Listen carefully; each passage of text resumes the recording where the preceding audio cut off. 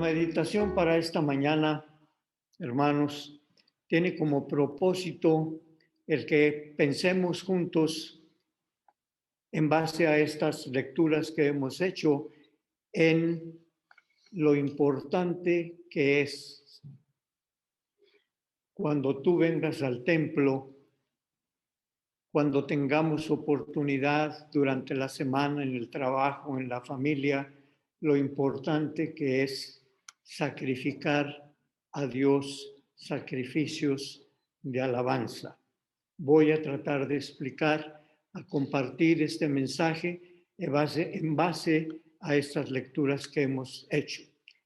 En el Antiguo Testamento, si tú lees en tu Biblia, en el Antiguo Testamento, la gente adoraba por medio de sacrificios. Tú ibas al templo en Jerusalén, un judío acudía al templo y llevaba algún animalito para ser sacrificado. Y en el acto del sacrificio se expresaba el reconocimiento a Dios por su bendición, por el perdón. En el acto del sacrificio se le estaba diciendo, Señor, gracias porque has estado conmigo. La adoración del Antiguo Testamento era sacrificial. El centro de toda la adoración consistía en el acto, pues, de presentar a un animalito o algún perfume para que se consumiera en el fuego y en esa manera ellos expresaban adoración.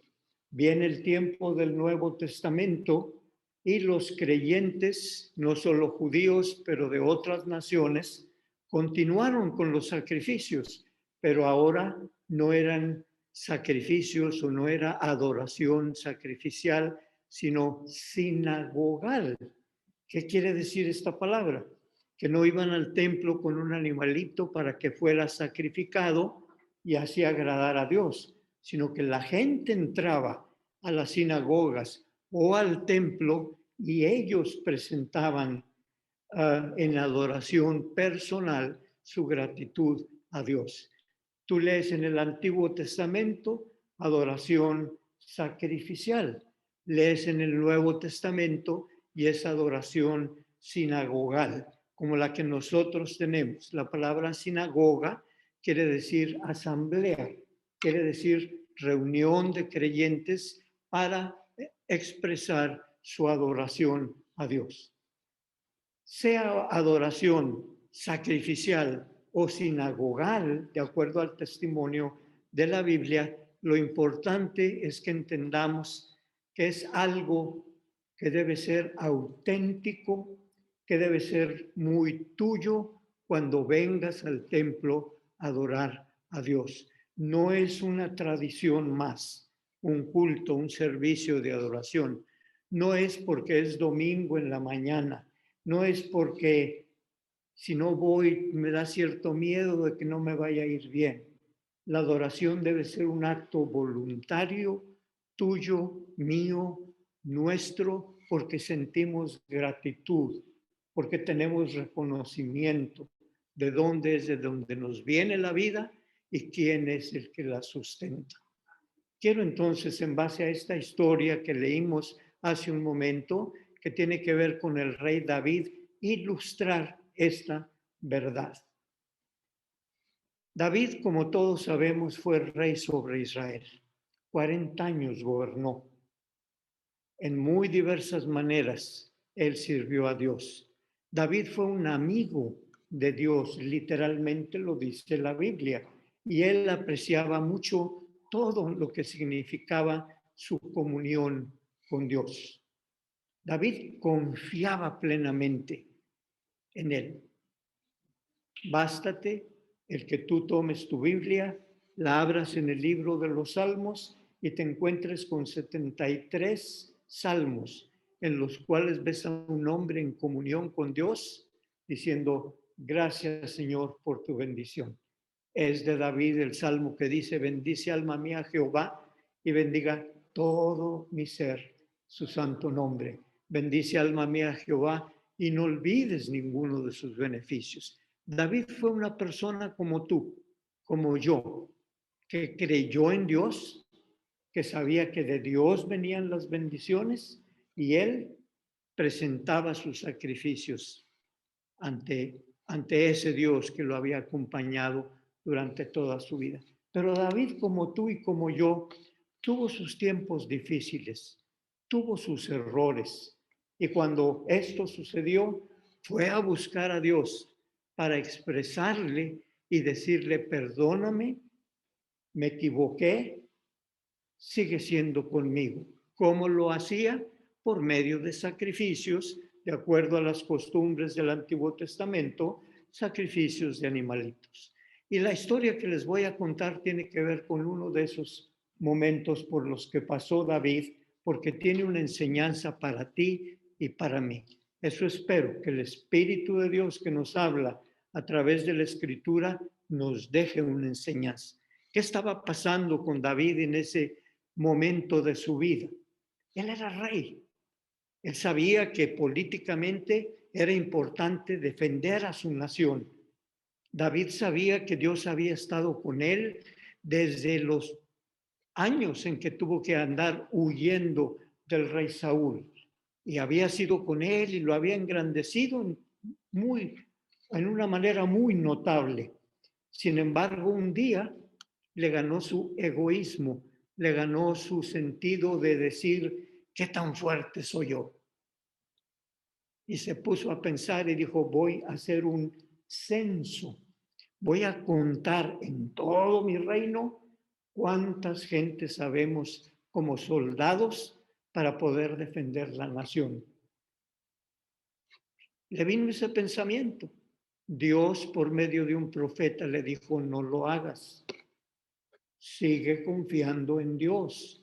No trates de medir tu fuerza para que te hagas sentir más poderoso de lo que ya te he hecho. David no escuchó la voz del profeta.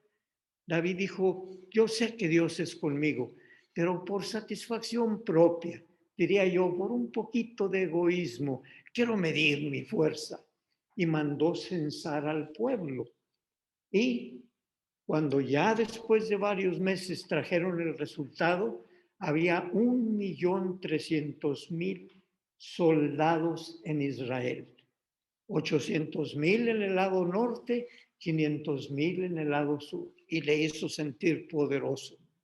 Pero algo no lo dejaba tranquilo, porque aunque tuvo esa satisfacción personal, Dios le había dicho que no lo hiciera, que su confianza debía ser en ese Dios que lo había sostenido. No lo dejó tranquilo su conciencia, se acercó a Dios y le dijo, Señor,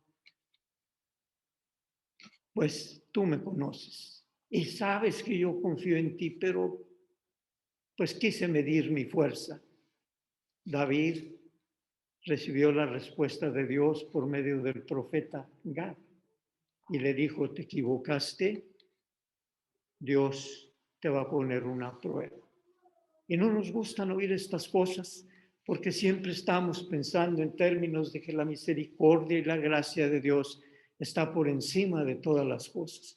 En ocasiones Dios prueba a sus hijos. Y en este caso, Dios le quiso dar una lección a David porque desconfió de alguna manera y más importante aún, porque no obedeció lo que Dios le estaba pidiendo.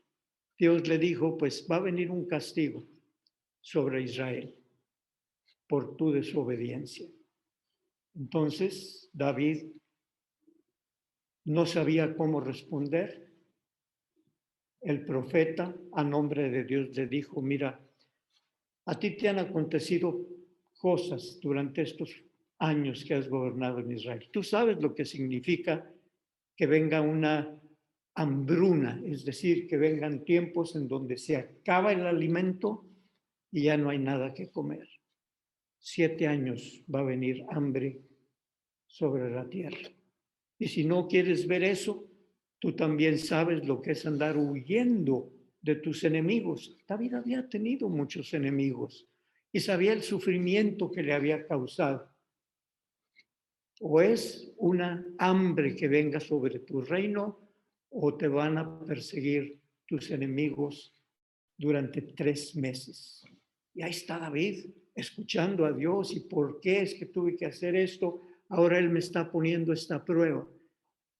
Gad le dijo, o es una hambruna, o es que te persigan tus enemigos, o que vengan 3 días de peste, de esa enfermedad tan grave, pero solamente 3 días, porque tú tienes que aprender una lección.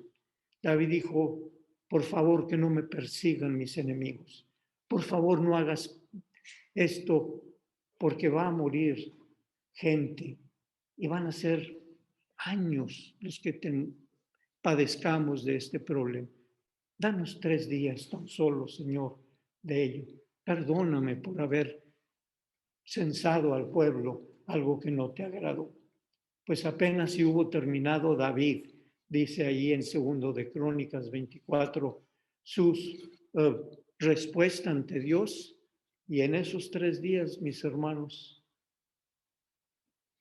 murieron miles de judíos en Palestina. Cuando David se dio cuenta de la magnitud del problema, de que ese 1.300.000 soldados que tenía, en 3 días habían muerto 70.000 personas en Israel, se dio cuenta y dijo, me equivoqué.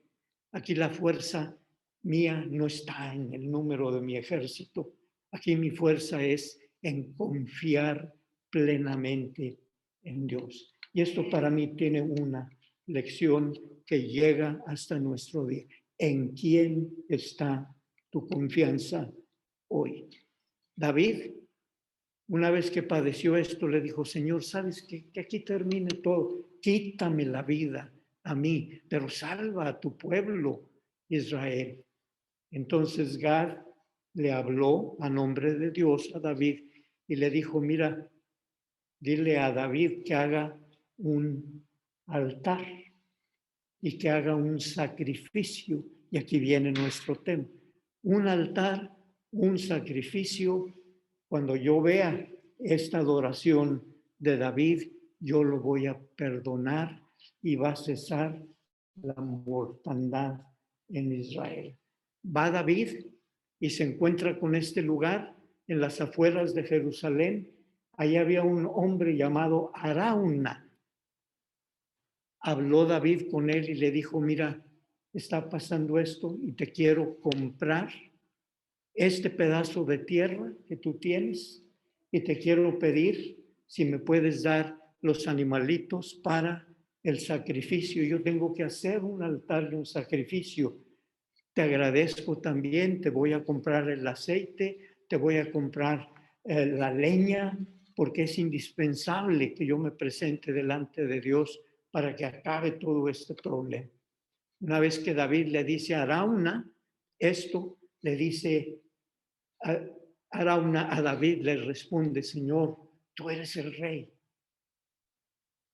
Es tuyo esto, no me tienes que pagar nada para que la bendición de Dios sea contigo y que acabe la mortandad de Israel. Toma los bueyes, la leña, la piedra, es tuya la era, haz el altar y que Dios tenga misericordia. Y cuando Arauna le dijo esto a David, David respondió con algo que espero que te lleves, que nos llevemos como lección de esta mañana, de este servicio. David le dijo a Arauna, yo no voy a sacrificarle a Dios sacrificio que no me cueste nada. Aquí hay sabiduría, mis hermanos. Aquí hay algo que Dios quiere sembrar en tu corazón, en mi corazón. Cuando se trata de adorar a Dios, David nos da este consejo. Yo no voy a ir a sacrificarle a Dios algo que no me cueste nada. Si tú lo aplicas a la adoración, a las maneras como nosotros damos gracias a Dios, cuidado en quedarnos cortos. A David no le había costado, a Arauna le estaba dando todo, pero al ir a presentarse a David ante Dios y decirle, perdóname, para dentro de sí dijo, yo no me voy a presentar a Dios con algo que no me está costando. Tiene que costarme algo. Era la mentalidad y aquí, repito, hay un valor práctico para nosotros como iglesia. Esto sucedió, se hizo el altar, se hizo el sacrificio en adoración a Dios y Dios respondió con su bendición. ¿Qué valores encontramos aquí? Primero, quiero preguntarte, ¿por qué piensas tú que David pagó el costo por el altar? Te están regalando todo, tú se lo regalas a Dios. ¿Por qué creen que David dijo 50 ciclos de plata por todo lo que estoy usando? Porque yo ante Dios no me voy a presentar con un sacrificio que no me cueste nada. ¿Por qué? Es que David pagó el costo del altar. Porque David valoraba su relación con Dios.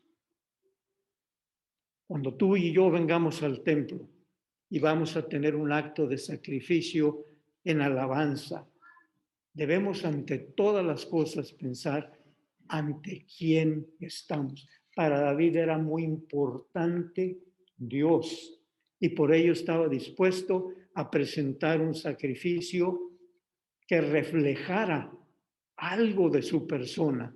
La palabra sacrificio la entendemos como lo hace una mamá con sus hijos, un papá con sus hijos. Tú haces sacrificios por tus hijos, trabajas, tienes que hacer una serie de cosas porque los amas.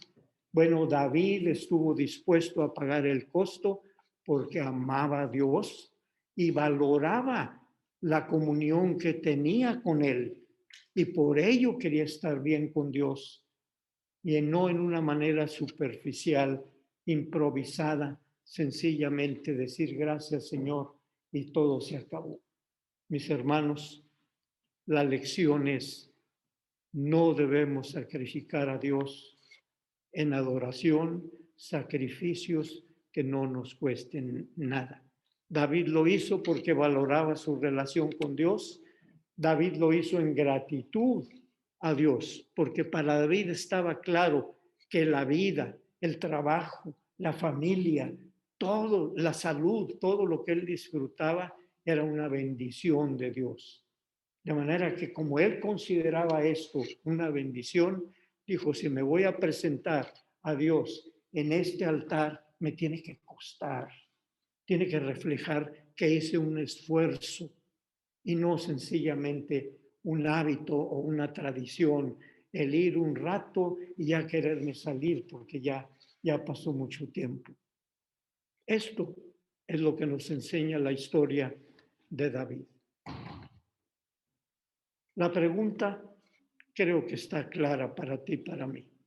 ¿Cuál es el costo que tú pagas literalmente en tu sacrificio, en tu adoración a Dios? ¿Cuánto te cuesta personalmente? No estoy hablando en términos de dinero, estoy hablando en términos de tu persona. ¿Qué es lo que tú sacrificas en gratitud a Dios en adoración? Puede ser aquí en el templo, puede ser en tu casa, en el lugar donde tú estés, tú puedes presentar un sacrificio, pero realmente, ¿cuánto te cuesta? Pues que es domingo en la mañana, ay hermano, el único día que descanso y difícilmente llegamos a las 11 de la mañana. ¿Cuánto te cuesta tu sacrificio a Dios? ¿Qué es lo que realmente le estás dando? Lo que sobra. Aquí hay una lección práctica para ti y para mí, y David no se quiso quedar corto, David quiso dar lo mejor. Qué satisfacción, y lo digo para gloria de Dios y no con ánimo de señalar a nadie, pero para mí fue una bendición en este año en particular el ver que a pesar de que estaba el frío como estaba el jueves y el viernes y el sábado y que estaba la llovizna, el poder ver a un grupo de hermanos que tuvieron posibilidad, algunos no tuvimos la posibilidad quizá, pero estuvieron aquí para una misión. Eso es un sacrificio que agrada a Dios. Ese es un acto de adoración.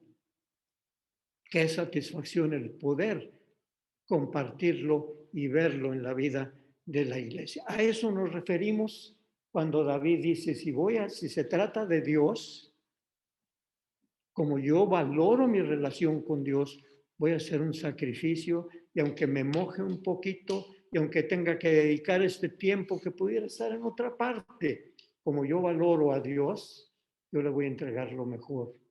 Y hay hermanos en la iglesia y le doy gracias a Dios por ello, que en diferentes maneras, no solo en actividades como estas, pero en otras formas, proveen ayuda a otras gentes, predican, enseñan, que son parte de la iglesia. Ese es un sacrificio que agrada a Dios. Pero si viene sencillamente por la tradición o por el miedo a que Dios me vaya a castigar si no voy, no es ese el sacrificio del que estamos hablando.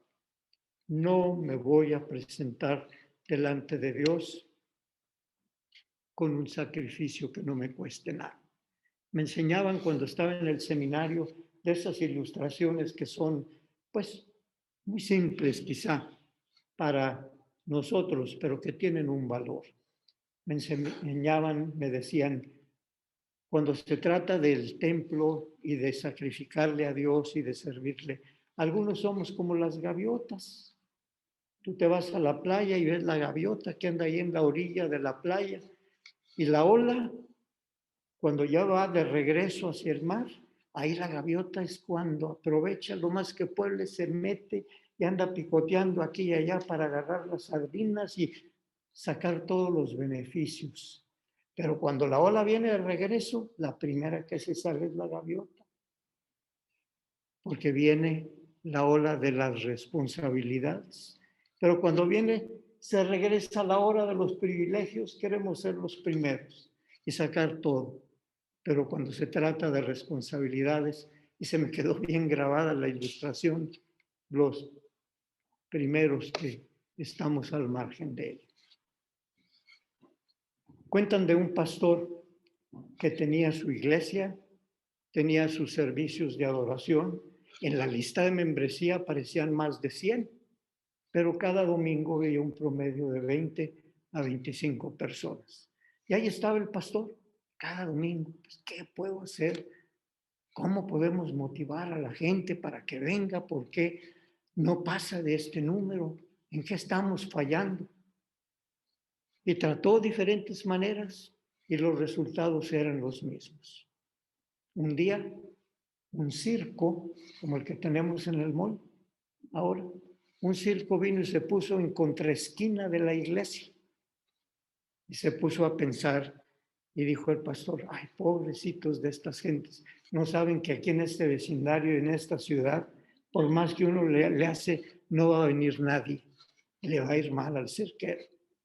Bueno, pues vio cómo empezaron a poner toda la carpa y todas las cosas que se preparan para ello, y resulta que la inauguración, la primera función del circo iba a ser el domingo, pero en la tarde. Entonces dijo, bueno, yo voy a venir el domingo en la mañana, sé que me van a venir los mismos 20, pobrecitos de enfrente, porque sé que no le va a ir bien. Pues la función del circo empezaba a las 5, a las 3:30 empezó la gente a llegar a comprar sus boletos para entrar a la función. Y pasó media hora más y seguía la gente llegando y se empezó a hacer fila.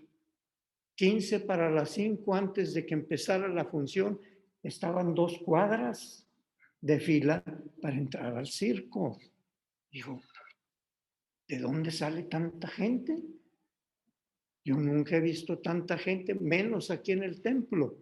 Dieron las 5 y empezó la función. Y ahí se quedó el pastor viendo por una ventanita acá desde la iglesia todo lo que estaba sucediendo allá enfrente. Dijo, probablemente es que, como todo, es la primera función, la novedad. Quieren ver de qué se trata. Pues llegó el lunes, dijo el lunes, Ya saben, como decimos en lunes, no pasa nada. Pues se le llenó el circo y vino el martes y vino el miércoles y ya no pudo más.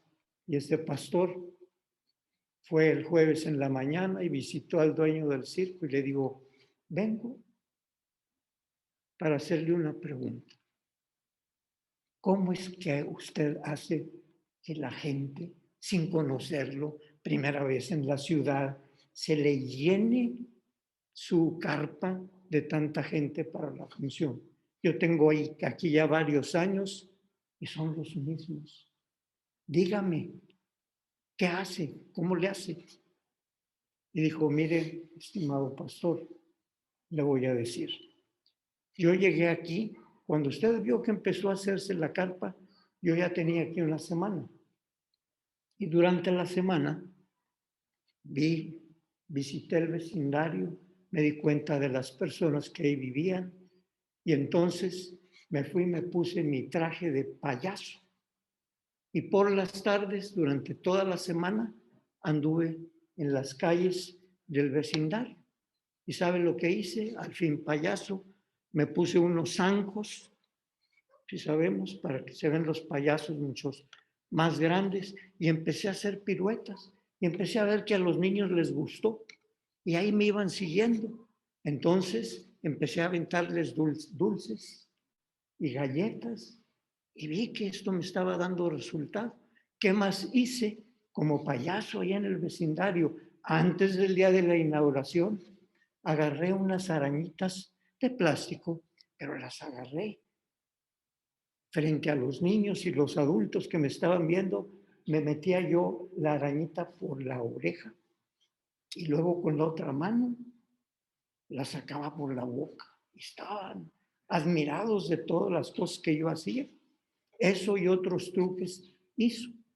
Hice también con un hilo de coser, otra vez por la nariz y lo sacaba por la oreja izquierda.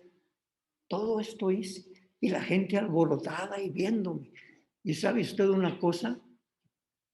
Todo lo que hice eran puras mentiras, pero se los hice ver como si fuera la verdad. Y a la gente le gusta vivir y convivir donde está la verdad. El gran problema con las iglesias, mi estimado pastor, es que ustedes, teniendo la verdad, la hacen ver como si fueran mentiras. Wow.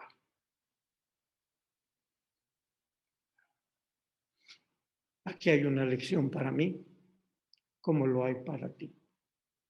Aquel circo se llenaba porque aunque eran mentiras, parecía la verdad. Nuestras iglesias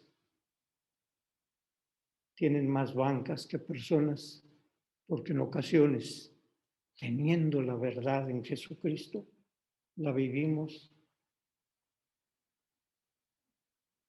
como si fueran mentiras.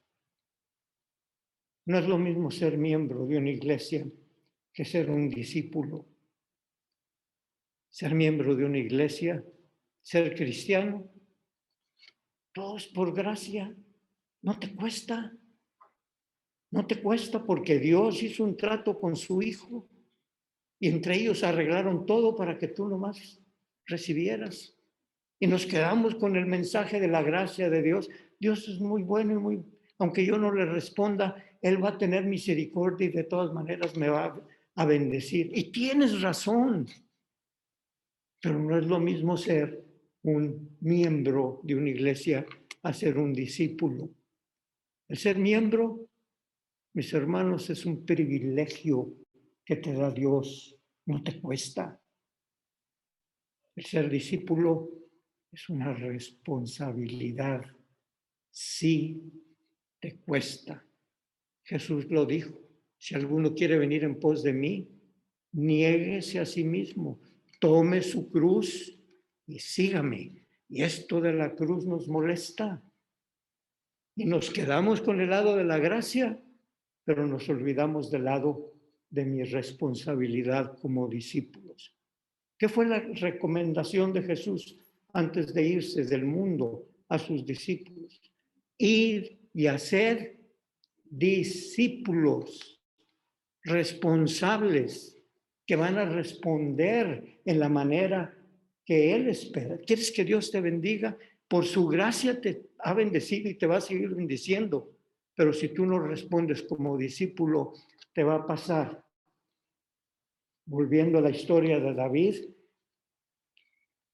en lo que él dijo, yo no voy a sacrificarle a Dios un sacrificio que no me cueste nada.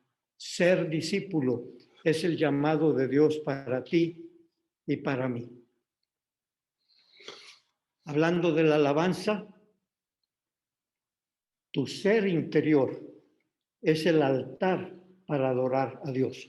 Si bien tenemos un templo y Dios se agrada de ello y estamos cómodos, lo que aquí sucede cuando tú y yo estamos en adoración es lo que el ser interior está expresándole al Señor. Bendice alma mía a Jehová, alma mía a Jehová. Aquí estamos hablando no de otra cosa, sino de la respuesta auténtica que tú, que yo, que nosotros debemos darle a Dios en adoración. Dice Romanos 12:1, que también lo leíamos, es Pablo. Les ruego, mis hermanos, que presenten sus cuerpos en sacrificio vivo. Cuando hablamos de un sacrificio, de un holocausto, de una hoguera, de una lumbre, como cuando vas a la playa. El sacrificio es sacrificio vivo porque tú ves la flama, la lumbre, la puedes ver cómo está ardiente, está crujiente. Cuando tú ves la flama, estás ante la luz y el calor del sacrificio.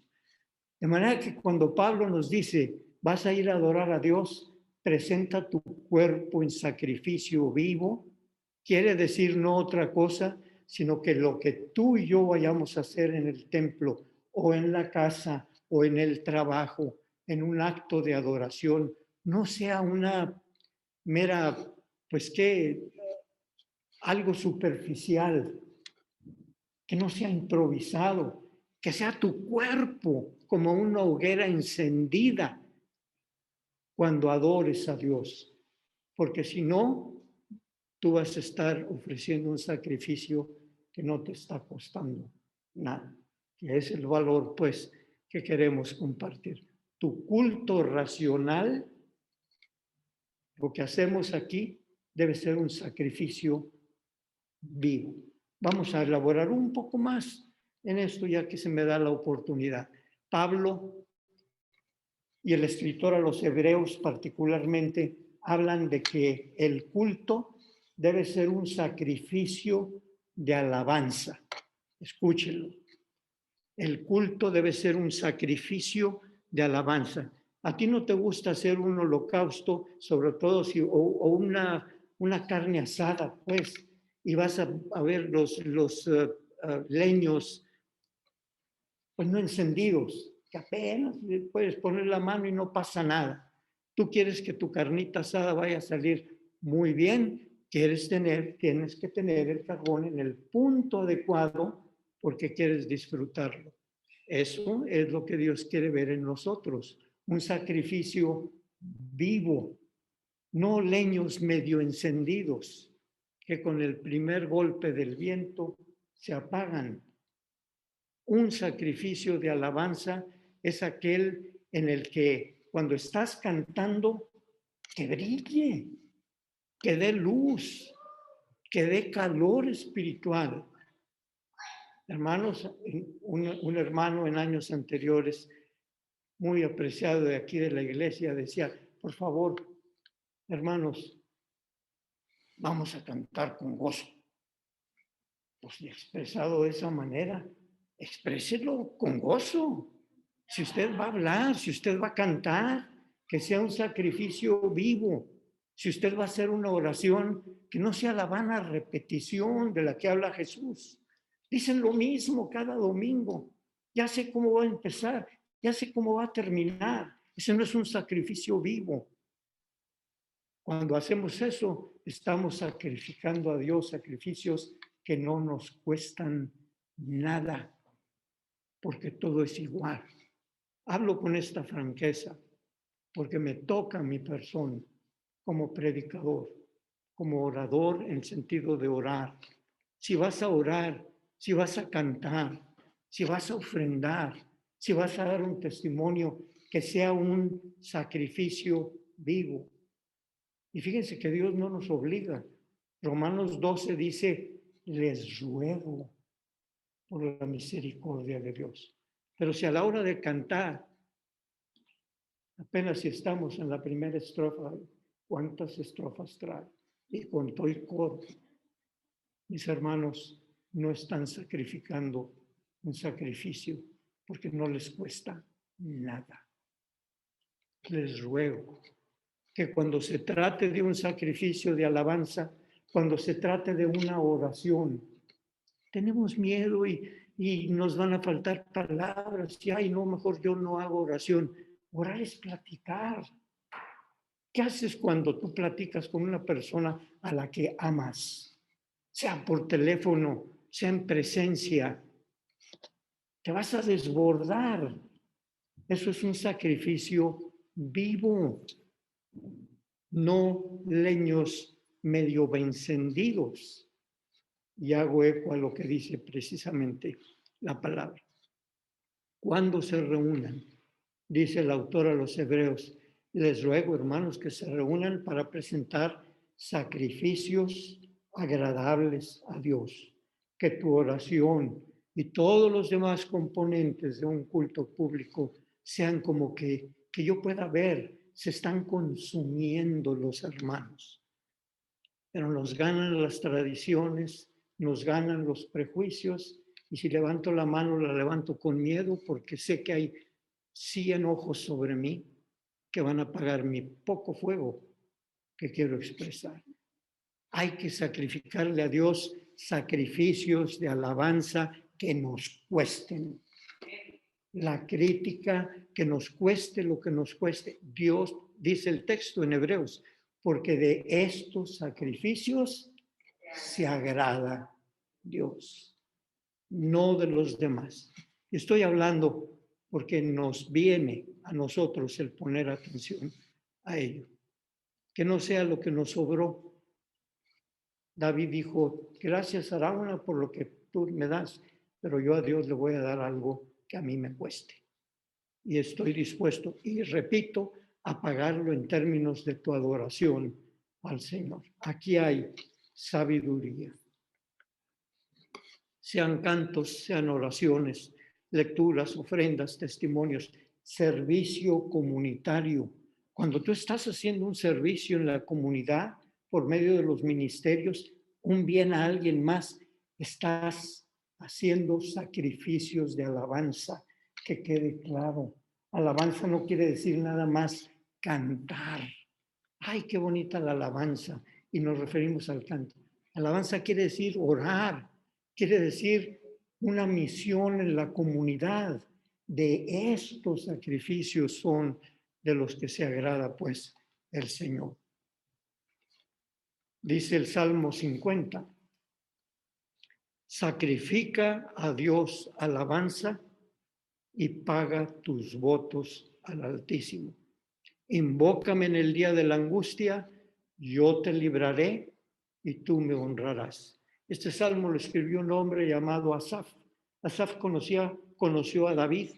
Probablemente David le refirió la historia que estamos comentando en esta mañana y nos da este buen consejo. Cuando se trate de adoración, sacrifica a Dios tu alabanza. Al decir paga tus votos al Altísimo, comparte con Dios de lo que Dios te da.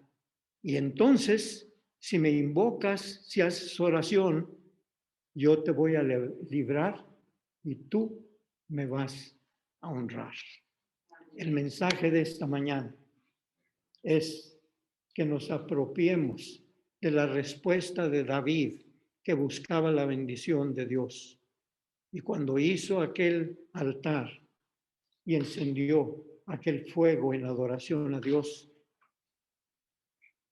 que lo que dijo sea lo que yo haga la próxima vez que esté en sacrificio de alabanza en el templo o en el trabajo, si te permiten, o en tu casa. Que sea un sacrificio vivo, agradable a Dios, porque esto es lo que Él espera de cada uno de nosotros. Dios aceptó el sacrificio de David y cesó la mortandad en Israel. ¿Quieres repetirlo conmigo, hermano? Dios aceptó el sacrificio de David y cesó la mortandad en Israel. ¿Quieres que se acaben tus problemas? ¿Quieres saber cómo confrontarlos y salir adelante? No le sacrifiques a Dios sacrificios que no te cuestan nada. Sacrifícale a Dios lo que Dios merece. Si tú valoras a Dios en tu persona, dale lo mejor de ti, lo mejor, pues, que tú tengas. Evalúa tus sacrificios, mi hermano, de adoración y la bendición va a llegar. Que el nombre de Dios sea glorificado.